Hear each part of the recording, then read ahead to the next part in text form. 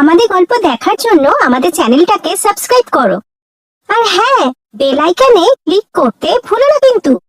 আকৃতি আর সুনীলের বিয়ে প্রায় 10 বছর হয়ে গিয়েছিল। এই 10 বছরের মধ্যে সুনীল আকৃতিকে সব রকমের খুশি দেওয়ার চেষ্টা করেছিল, কিন্তু তা সত্ত্বেও আকৃতি সুনীলকে কথা শোনাতো। ওদের দুজনের একটি মেয়ে ছিল যার নাম শিপ্রা। সুনীল সরকারি অফিসে একজন ক্লার্কের কাজ করত। ওর মাইনে ওখানে কম ছিল, কিন্তু ওখানে উপরি রোজগার অনেক বেশি ছিল। কিন্তু সুনীল খুব সৎ ব্যক্তি ছিল। একদিনকার কথা, একদিন দুপুরে একজন সেটজি সুনীলকে টেন্ডার পাসের জন্য 10 লক্ষ টাকা ঘুষ দিতে চাইলে সুনীল বলল, আপনি কি সোজা কথা বুঝতে পারছেন না? 10 লাখ কেন, 10 কোটি টাকা দিলেও আমি বেইমানি করতে পারবো না। যান, এবার আপনি আসুন তো, আমার সময় নষ্ট করবেন না। সন্ধ্যাবেলা আকৃতি যখন এই ব্যাপারটা জানতে পারলো তখন, হায় ভগবান, এ কেমন লোক জোটালে আমার কপালে, আমার যে আর সহ্য হচ্ছে না। রাগ করে ও অন্য ঘরে শুতে চলে গেল এবং সকাল পর্যন্ত অন্য ঘরে শুয়ে থাকলো। কি হয়েছে তোমার? জ্বর তো মনে হচ্ছে না, তাহলে কেন শুয়ে আছো? শিপ্রা আর আমার জন্য খাবার বানাবে না? হ্যাঁ হ্যাঁ, কেন বানাবো না? আমাকে বিয়ে করে তো সারা জীবনের জন্য একটা ফ্রিতে ঝি পেয়ে গেলে। উফ, তুমি আজকাল এত ঘুরিয়ে পেঁচিয়ে কথা বলো কেন গো? যা বলবে সোজাসুজি বলো না। সুনীলের এই কথা শুনে আকৃতি রেগে গিয়ে চিৎকার করে বলতে লাগলো, কি আর বলবো, তোমাকে বিয়ে করাটাই আমার জীবনের সবচেয়ে বড় ভুল ছিল। আমার কাছে না তো কোনো ভালো শাড়ি আছে আর না ঘরে কোনো ফার্নিচার। ভাড়ার ঘরে থেকে থেকে আমার জীবনটা শেষ। নিয়ে গেছো কখনো আমাদের বাইরে ঘুরতে, খাবার খাওয়াতে? এত সবের পরেও আবার জিজ্ঞেস করছে কি হয়েছে। তখনই শিপ্রা ওখানে দৌড়ে এসে বলল, বাবা আমাদের স্কুল থেকে এডুকেশনাল ট্রিপের জন্য নিয়ে যাচ্ছে, আমি ওদের সাথে ট্রিপে যেতে চাই। তাহলে যাও না মা, কি অসুবিধে? বাবা তার জন্য 3000 টাকা চাই। 3000? শোন মা, তোর বাবা যে আমাদের দুবেলা ভাত খাওয়াচ্ছে না, এই আমাদের 7 জন্মের পুণ্যের ফল রে মা। আর এমনিতেও ভিখারিদের বাচ্চারা কখনো ট্রিপে যায় না। এ তুমি কি উল্টোপাল্টা কথা বলছো? কিছু তো ভেবেচিন্তে বলো, ছোট বাচ্চাও। বাচ্চা হলে কি হলো, ওরও তো জানা উচিত যে আসলে ওর বাবার মুরত কত। সুনীল সবকিছুই মুখ বন্ধ করে শুনতে লাগলো। ও জানতো যে ও আকৃতি এবং শিপ্রার অনেক দরকারই মেটাতে পারে না। ওই দিন ও কিছু না খেয়ে অফিসে চলে গেল। সুনীলের কাছে উপরি রোজগারের রোজই কোনো না কোনো সুযোগ আসতো, কিন্তু ওর সততার ভিত খুবই মজবুত ছিল। ওই দিন সন্ধ্যাবেলা ও যখন অফিস থেকে বাড়ি ফিরছিল তখন ওর মনে অনেক রকমের চিন্তা ভাবনা আসছিল।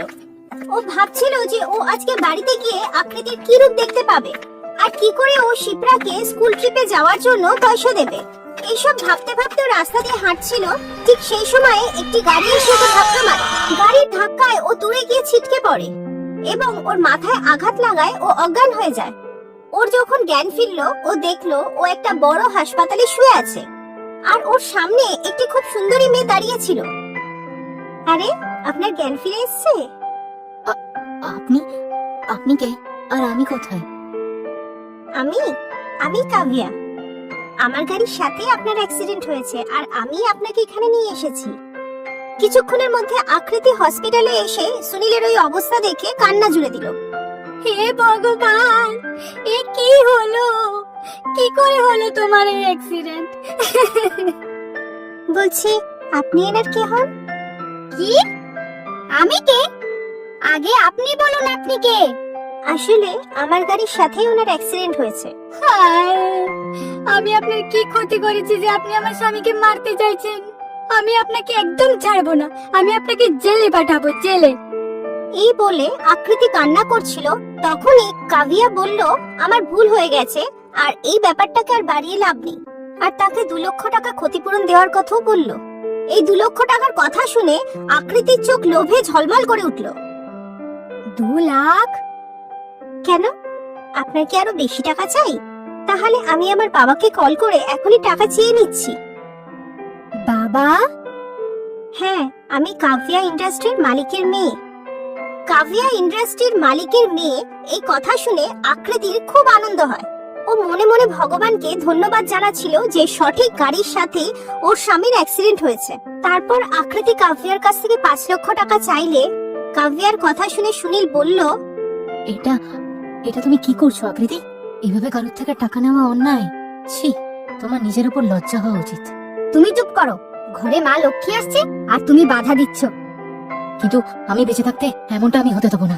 কাবিয়া ম্যাডাম, এই ঘটনাতে আসলে আমারও ভুল ছিল। জানি না আমি কি ভাবতে ভাবতে আপনার গাড়ির সামনে এসে পড়লাম। প্লিজ আপনি নিজেকে দোষ দেবেন না, আর কোনো টাকা পয়সা দেওয়ার দরকার নেই। সুনীলের এই কথা শুনে আকৃতি চুপ করে গেল, মনে মনে সুনীলকে গালাগালি দিতে লাগলো। কিন্তু সুনীলের এই সততা দেখে কাভিয়া মনে মনে তার প্রেমে পড়ে গেল। কিছুদিনের মধ্যেই সুনীল হসপিটাল থেকে বাড়িতে চলে আসে। বাড়িতে আসার পর আকৃতি ওকে অনেক কথা শোনায়, কিন্তু শিপ্রা বাবাকে দেখেই কেঁদে ফেলে। বাবা, তুমি এসে গেছো বাবা। বাবা, তুমি জানো তোমাকে ছাড়া আমার একদম ভালো লাগে না। সরি মা, আমি তোর স্কুল ট্রিপের জন্য টাকা জোগাড় করতে পারিনি। এতে সরি বলার কি আছে বাবা?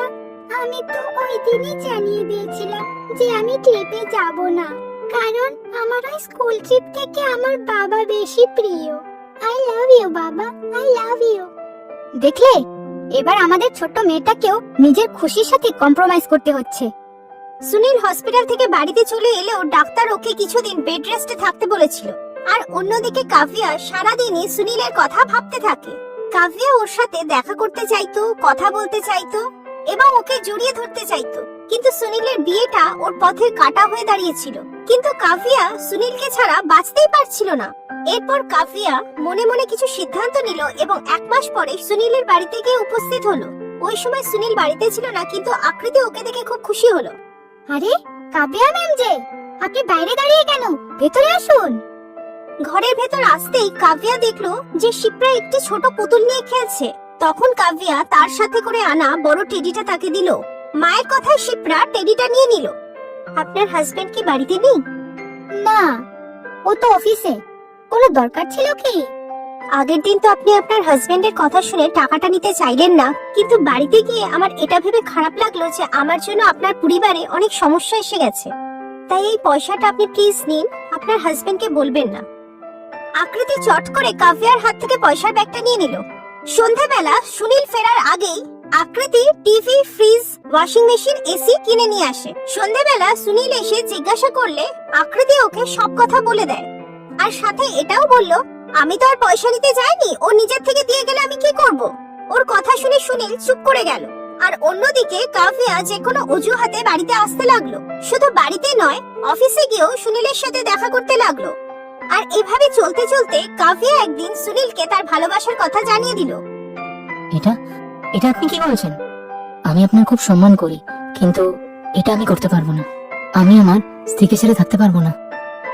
সুনীলের এই ফিরিয়ে দেওয়াটা কাভিয়া কোনোভাবেই মেনে নিতে পারেনি, কারণ কাভিয়া ওকে হারাতে চায়নি।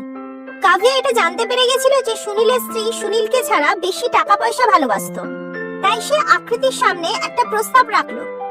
10 কোটি আর 3 BHK ফ্ল্যাট, তার বদলে আপনি চান যে আপনি সুনীলের স্ত্রী হয়ে এখানে থাকবেন আর আমাকে সুনীলকে ছেড়ে ওই ফ্ল্যাটে থাকতে হবে?